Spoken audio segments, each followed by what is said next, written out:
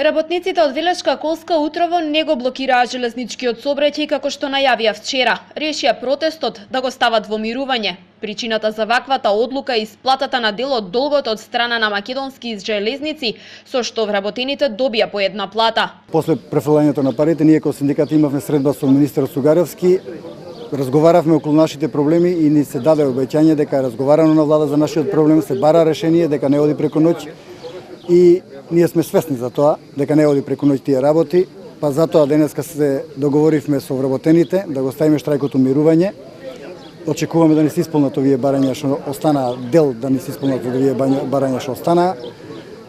И се надеваме дека ќе се заврши се тоа нивното обеќање дека ќе испадне во наша корист. Од македонски железници ги демантираа вчерашните изјави на Димитриевски.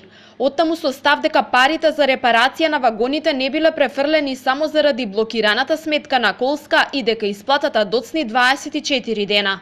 Работниците пак велат, не бараат ништо повеќе, само на време на исплата на парите со кои ќе можат да добиваат редовни плати и да продолжат со репарација на вагоните, што се дел од договорот со железници, бидејќи само на тој начин можат да обезбедат репроматеријали.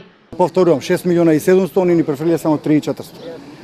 Колку и да дементираат, вистината е таа. Фактурите се кај нив, колите што ги изработивме им трчаат, им носат пари.